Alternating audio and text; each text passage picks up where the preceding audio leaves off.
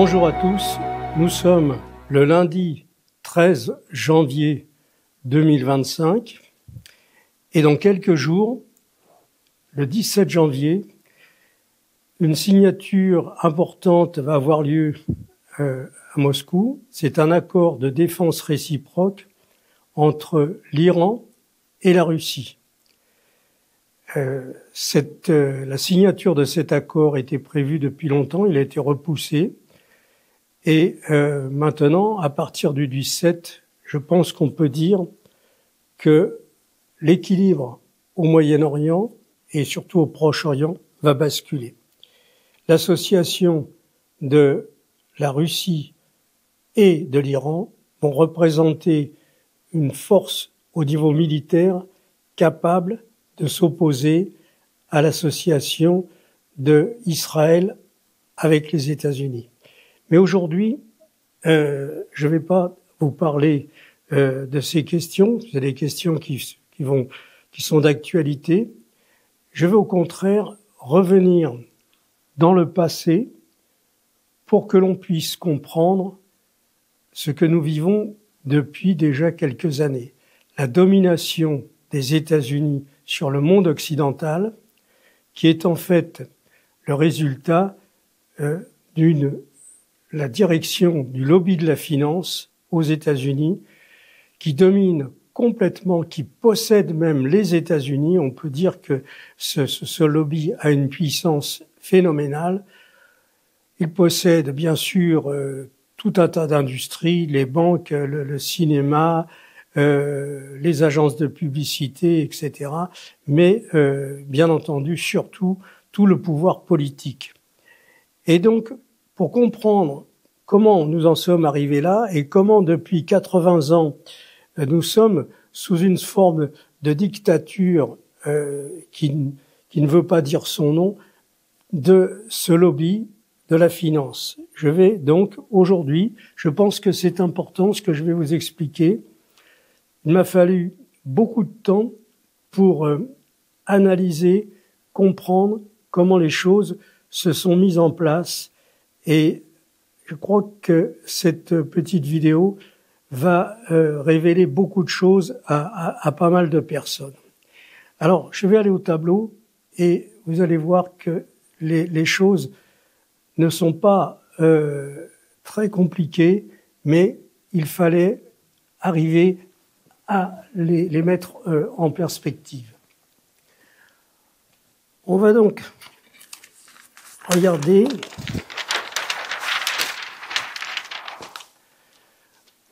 Alors, pour comprendre l'organisation du monde actuel, il faut remonter au XIIIe siècle. Entre l'an 1000 et l'an 1700, l'Église catholique règne sur tout le monde occidental.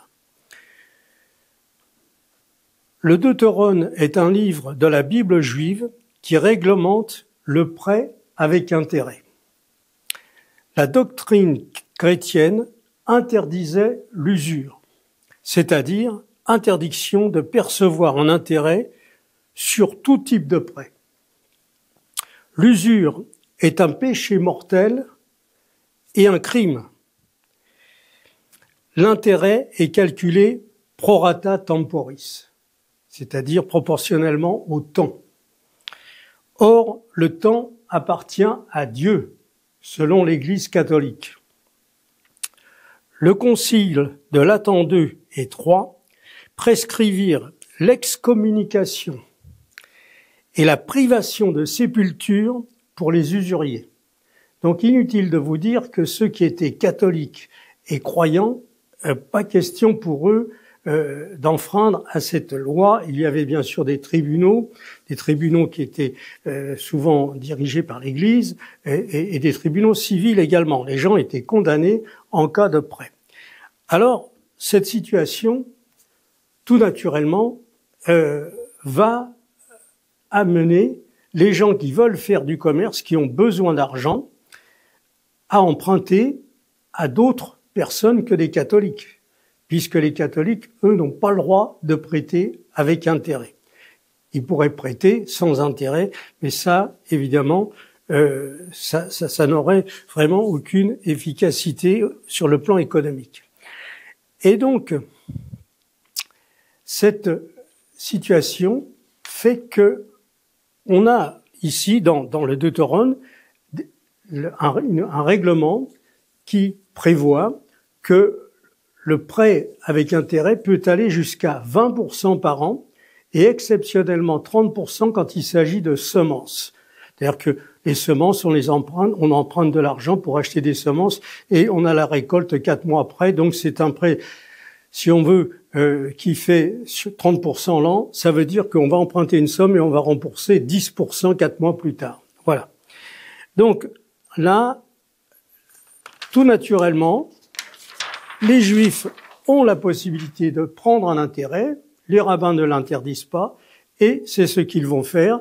Et donc, on va démarrer, pour une bonne compréhension, on va démarrer à partir de 1300, parce que 1300, c'est une période où il y a déjà une grande activité sur le plan international entre les échanges, des achats importants qui sont faits sur de la soie, sur des épices, et tout ça, le commerce se fait principalement à Venise, à partir de Venise, puis ensuite ça ira sur Gênes. Mais à cette époque, on a donc des banquiers, ils vont s'appeler plus tard banquiers, qui ont la coutume de s'asseoir sur des bancs qu'il y a sur les places à Venise l'après-midi, et là, les discussions sont entamées pour emprunter des sommes assez importantes. Je vais vous faire voir comment une famille peut accumuler une richesse phénoménale avec le temps. Parce que nous verrons un peu plus loin dans les tableaux que je vais vous faire voir qu'il y a des fortunes inimaginables, mais elles ne se sont pas faites en 20 ans ou en 40 ans, elles se sont faites en 1, 2, 3 siècles. Alors, on va prendre quelque chose pour bien comprendre j'ai pris un exemple sur un prêt à 10%, ce qui est raisonnable pour l'époque, 10% par an. Et on va prendre une famille, par exemple la famille Smith. Nous sommes en 1300. Elle prête pour acheter des épices ou des soieries une somme de 100 000, on va dire, écus à l'époque. Et comme c'est 10%, eh bien, un an plus tard, le montant qu'il faut rembourser est de 110 000 écus. Sur 10 ans, le montant accumulé est de 200 000 écus. En 1310, c'est-à-dire 10 ans plus tard, ces 200 000 écus sont toujours prêtés à 10%. Il y a donc un montant d'intérêt de 20 000 écus qui est remboursé. Et au bout de 10 ans, cette somme se transforme en 400 000 écus. 10 ans plus tard, 1320, j'ai simplifié, vous voyez, j'ai fait sur des tableaux de 10. On a donc la capacité de prêter 400 000 écus. On va toucher à la fin de l'année 440 000. Et au bout de 10 ans, le montant accumulé du capital est de 800 000 écus. En 1330, ça passe de 800 000 à 1 600 000 10 ans plus tard. Et on arrive comme ça, en 1400, où déjà, là, on atteint la somme déjà importante de 102 millions. On va rester sur des écus, ça pourrait être des euros aujourd'hui. Et donc, sur cette période-là, vous avez un capital de 102 millions que vous prêtez. Vous touchez à la fin de l'année 112 millions. Et au bout de 10 ans, vous touchez 204 millions. Et en allant jusqu'en 1450, ce qui est relativement court, vous voyez, ça fait une période de 150 ans, on arrive à la somme phénoménale de 6 milliards simplement par le fait que les intérêts s'accumulent. Et donc, on arrive à une somme importante. Et là, on peut vraiment s'imaginer que cette famille qui au départ avait en quelque sorte, si on prend sur la valeur d'aujourd'hui un petit capital, eh bien de génération en génération, on est arrivé à une somme de 6 milliards d'euros si on parlait aujourd'hui en euros. Et alors là, on arrive en 1450. J'ai voulu arrêter ce tableau sur 1450 parce que c'est quelque chose qui est intéressant. C'est l'invention de Gutenberg. Alors Gutenberg, tout le monde pense qu'il a inventé l'imprimerie. C'est pas tout à fait ça. Il a inventé quelque chose l'imprimerie existait déjà un petit peu, puisqu'on arrivait à faire des planches gravées sur du bois, et donc on pouvait très bien sculpter une page et par impression reproduire cette page. Ce que Gutenberg a inventé, c'est beaucoup plus intelligent. Alors il faut parler, je vais vous raconter un petit peu sa vie. Il naît en 1395. Ses parents sont d'une situation modeste, ils sont commerçants. Et donc très jeune, il va rentrer comme apprenti dans une boutique d'orfèvre. Et donc il va apprendre à fabriquer des bijoux. Et dans cette boutique, évidemment, on travaille les métaux. On coule de l'or, on coule de l'argent, et c'est probablement ce qui va lui donner son idée de faire des petits caractères, parce que ce qu'il y a surtout d'important, c'est que on savait déjà imprimer des feuilles, comme je vous l'ai dit, avec une planche, mais ce qu'il va faire, c'est à partir de petits moules, il va couler des caractères. Donc des caractères, des lettres. Et à partir de ces lettres, on peut composer des mots. On peut mettre des petits espaces en plomb également. Et donc tout ça, ça s'appelle la typographie. Alors la typographie, je connais assez bien puisque j'avais, étant jeune, un ami qui était typographe. C'est un métier maintenant qui a certainement disparu.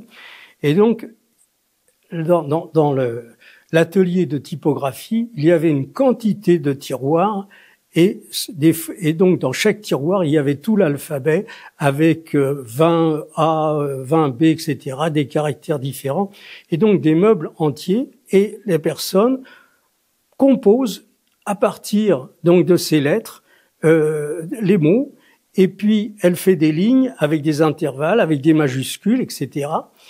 Et donc ça permet, avec, on va dire, une vingtaine de lettres, de composer des pages différentes et de faire tout un livre à partir de ces lettres que le lendemain, lorsqu'on a imprimé, par exemple. Alors, on peut revenir, si vous voulez, comment était à cette époque-là. Eh bien, les livres étaient écrits avec une plume d'oie. Et on avait des ateliers où il y avait, par exemple, 40 clercs, 50, qui écrivaient chacun une page. Ils avaient une page qui servait de modèle et ils recopiaient la page. Et donc, pour faire une page, un clerc avait besoin d'une demi-journée à une journée. C'est-à-dire que, en fait, on arrivait à écrire un livre à 40 personnes, il fallait une semaine. Avec le procédé de typographie que Gutenberg conçoit, imagine, eh bien, on va pouvoir imprimer, avec cette presse, on va pouvoir imprimer 3600 pages dans la journée. C'est-à-dire qu'on peut arriver à faire environ 10 livres par jour quand on en faisait un par semaine avec 40 personnes. Donc, une personne peut arriver, une fois que le texte est composé, à faire 10 livres dans la journée. Alors, on va revenir sur l'histoire de Gutenberg. Il est donc né à Mayence, en Allemagne, en 1395, et il est apprenti, et en 1428, il y a un mouvement de révolution dans cette ville, des artisans. Les artisans se révoltent contre les aristocrates qui exigent beaucoup trop d'impôts sur leur activité. Et donc, sa famille va quitter Mayence pour venir s'installer à Strasbourg. Et c'est un peu plus tard qu'il va avoir cette idée donc de fabriquer des petites lettres avec des moules. Et évidemment, quand il revient un peu plus tard, en 1448, dans la ville de Mayence, il va décider de monter une entreprise dans laquelle il pourrait imprimer des livres. Quand vous voulez monter une entreprise, il vous faut, ça je l'ai déjà expliqué, c'est quelque chose que je connais bien, puisque vous savez, l'essentiel de mes revenus ont toujours été sur des inventions. J'ai créé pas mal de produits et donc j'ai quelquefois touché des redevances sur des brevets, etc. Et donc quand vous avez l'idée d'une invention, quand vous voulez monter une entreprise, eh bien tout naturellement, vous allez voir le banquier de votre région et vous lui expliquez le projet. Il faut arriver à le convaincre que ce projet va être intéressant, va être rentable, et donc qu'il peut mettre son argent, qu'il peut vous faire un prêt. C'est pas très facile d'obtenir des prêts, surtout maintenant, mais évidemment, quand vous allez voir le banquier, vous lui expliquez tous les détails de votre projet. C'est ce que va faire Gutenberg. Il va voir le banquier local qui s'appelle Fust, et il va évidemment, comme je l'ai expliqué, il est juif et il va lui raconter son projet. Donc il lui explique, voilà, il existe des tampons qui permettent d'imprimer, mais quand on fait un tampon, on est limité par cette page et il faut refaire une autre page, etc. Et là, avec un jeu de caractères, eh bien, je peux composer tous les mots qui existent et je peux le lendemain récupérer ces caractères pour recomposer d'autres mots et d'autres pages. Donc, le Fust trouve ce projet très intéressant et le montant de l'emprunt va être à l'époque de 800 florins. Alors, vous voyez, aujourd'hui, ça paraît très ridicule, mais à l'époque, c'était une somme. Et donc, ils vont signer des documents et il faut bien sûr beaucoup de matériel et 2 ans plus tard, il doit rembourser son prêt. Il n'est pas dans la capacité de rembourser le prêt. Donc, comme ça se passe fréquemment, c'était le cas, par exemple, du Club Med quand il a été créé. Ils avaient fait un emprunt, ils pouvaient pas le rembourser. Eh bien, la banque Rothschild a commencé à prendre des parts dans le Club Med. Et bien là, Fust en question, c'est très simple. Au bout de 2 ans, il ne peut pas rembourser les intérêts, il ne peut pas rembourser une partie du capital. Eh bien, il va prendre la moitié de la société, de cette petite imprimerie, qui est à l'époque quelque chose de très en avance. Et il devient donc actionnaire à 50%, avec des négociations qui ont permis de reporter le remboursement du prêt. Mais 2 ans plus tard, il ne peut pas rembourser les intérêts de ce prêt, et donc Fust va s'associer avec son gendre. On va rester en famille, vous voyez, ils ont l'habitude de faire ça. Et je vais reprendre, je sais plus le nom du gendre, il s'appelle Peter Schoeffer. Et donc les deux vont devenir propriétaires de cette imprimerie qui, à l'époque, évidemment, est unique et va assurer la fortune de Fust et de Schoeffer.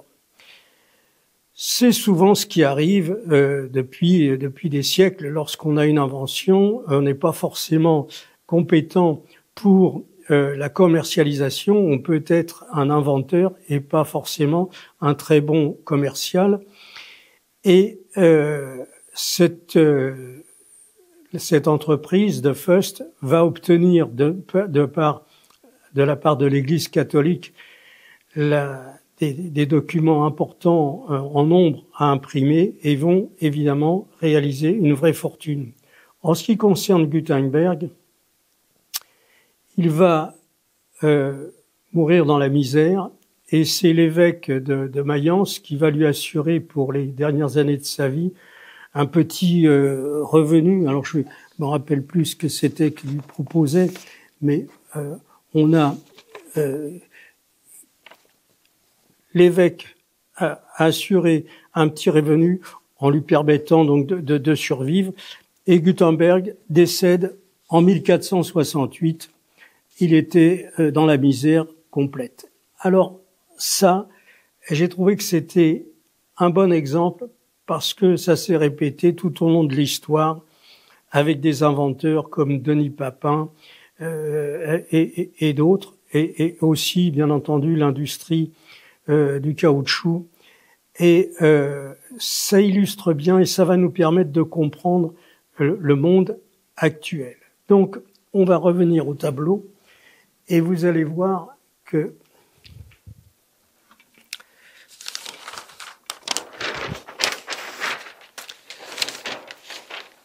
alors, j'ai voulu, on parle souvent de millions, de milliards, et on n'a pas tellement la possibilité d'avoir une notion de différence, ce qu'il y a comme différence entre des millions et des milliards.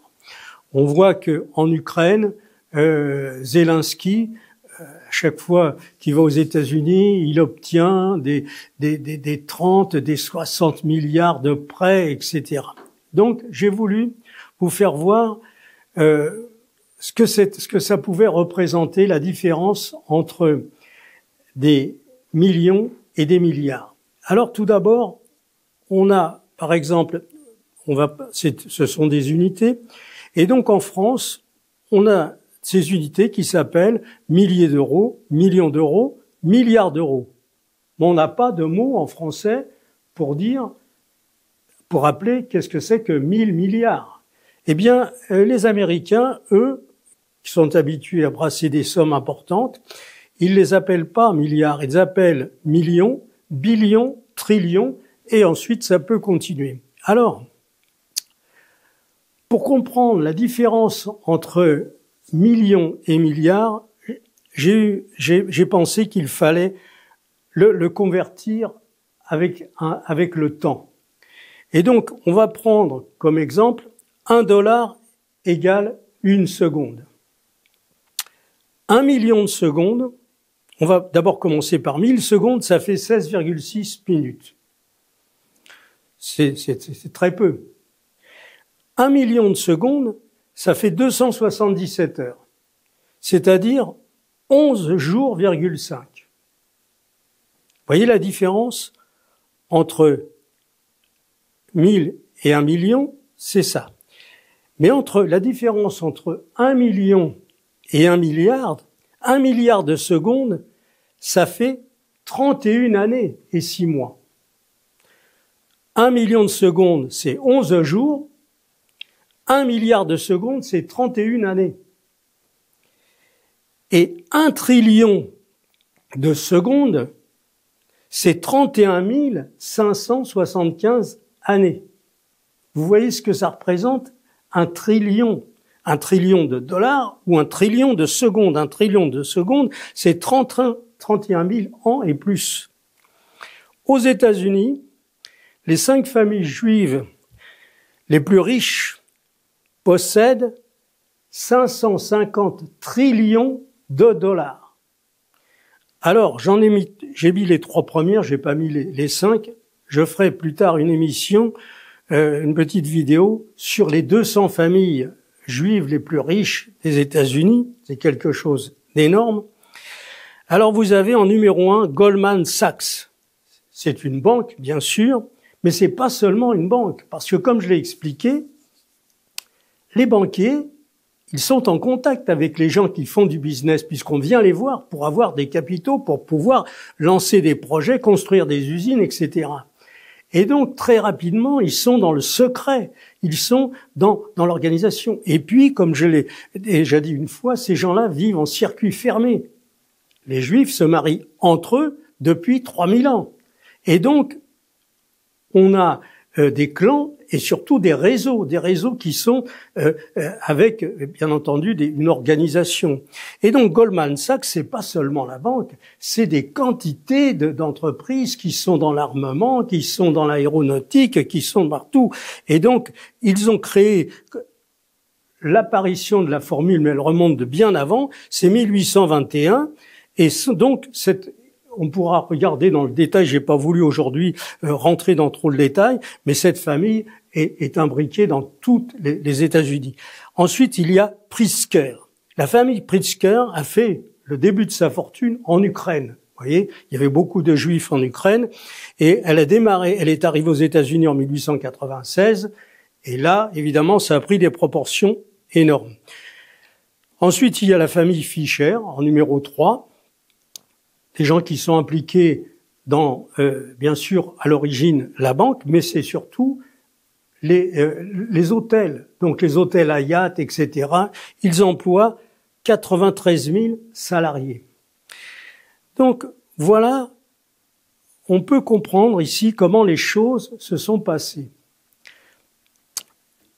Par le fait que les catholiques ont interdit l'usure, vous étiez excommunié, vous n'avez plus le droit d'avoir une sépulture, eh bien, tout naturellement, ceux qui avaient besoin pour le commerce, pour investir, qui avaient besoin d'argent, empruntaient tout naturellement auprès des familles juives qui sont devenues, non pas, tous les juifs ne sont pas banquiers, bien entendu, il y en a beaucoup qui sont très modestes, mais en tout cas, à l'époque, toutes les banques étaient juives, tout du moins toutes les banques appartenaient à des familles juives.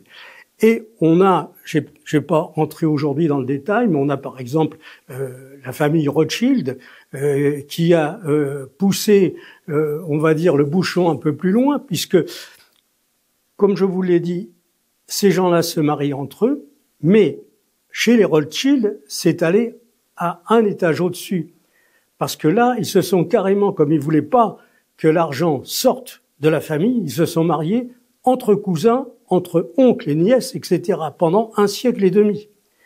Et donc, à l'époque, on est dans les années 1850, on estimait que la fortune la plus importante dans le monde était la fortune des Rothschild. Il y avait la branche, bien sûr, France, mais surtout la branche anglaise, qui a fondé en quelque sorte Israël, qui ont acheté là-bas les terres pour en Palestine.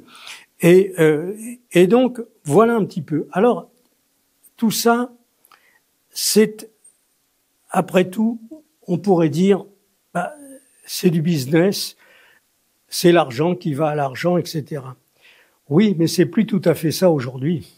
Et déjà depuis longtemps, ça fait 80 ans que, au départ, ils font de l'activité financière, puis après de l'activité industrielle. Et là, quand on passe des années 1830 à 1900, les fortunes sont multipliées par 50 ou 100.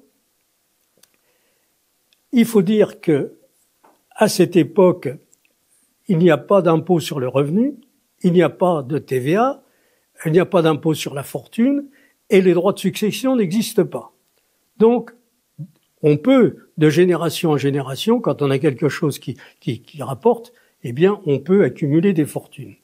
Mais, ce qui est le plus important, après tout, c'est une histoire d'argent, ce qui est le plus important, c'est que ces gens-là ont voulu le pouvoir et se sont organisés en réseau. Ils ont créé, comme beaucoup le savent, la franc-maçonnerie, mais ils ont fait d'autres réseaux. Et donc, ils ont investi dans la communication, le cinéma, la presse. Et donc, à partir de ce moment-là, quand vous êtes propriétaire des médias, eh bien, vous détenez le pouvoir électoral, vous détenez le pouvoir politique. Et donc, aux États-Unis, il n'y a plus du tout de démocratie. Toutes les élections sont organisées par l'EPAC, American Israel Public Affairs Committee. Je l'ai déjà expliqué dans d'autres vidéos. Ils emploient 370 salariés à Washington. Il y a plus de 100 000 membres dans ce réseau. Et donc ces gens-là, comme je l'ai aussi expliqué une fois, ils pratiquent l'économie circulaire. C'est-à-dire que, bien entendu, on fait travailler d'abord une entreprise qui est dans le réseau, et les entreprises du réseau font travailler d'autres entreprises du réseau. Donc voilà, on est actuellement dans une situation où il n'y a plus du tout de démocratie aux États-Unis. Le lobby de la finance dirige tout et apporte un support inconditionnel à Israël, support bien entendu financier, puisque actuellement Israël est dans une situation financière catastrophique. C'est les Américains qui financent tout du moins tout ce lobby de la finance qui est aux États-Unis, envoient des milliards et des milliards, et ils apportent un soutien inconditionnel sur le plan militaire. Et donc, nous sommes devenus, non pas des esclaves, mais nous sommes sous la direction des États-Unis dans l'Union européenne, et donc nous devons suivre et faire ce que nous dit de faire. Alors là, on voit un petit peu maintenant les dérives, puisque certaines personnes un peu naïves ont pensé que Donald Trump allait arrêter les guerres, allait faire ceci, et donc il n'est pas encore au pouvoir, qu'il a déjà comme ambition d'annexer le Canada, d'en faire le 51e État des États-Unis, et d'annexer le Groenland. Alors le Groenland, c'est quand même un territoire qui est grand comme 4 fois la France. Évidemment, c'est une position stratégique puisque à partir du moment où on a des bases au Groenland, on n'est pas très loin de Saint-Pétersbourg, et donc c'est une position très intéressante sur le plan militaire. Alors le Groenland, c'est 4 fois la France avec seulement 56 000 habitants. Donc c'est déjà, il n'est pas encore au pouvoir, qu'il a déjà décidé. Donc, à mon avis, dans quelques semaines, on aura peut-être une tension on va voir si Donald Trump décide de bombarder l'Iran. Et là, dans ce cas-là, eh bien, il faut savoir que les bases militaires en Europe représenteront un vrai danger pour nous, Français. Voilà. Donc, j'ai voulu vous faire cette petite vidéo pour vous expliquer un petit peu comment on en est arrivé à cette situation. Et c'est la chronologie. Et je crois que lorsqu'on a compris ça, on a compris beaucoup de choses.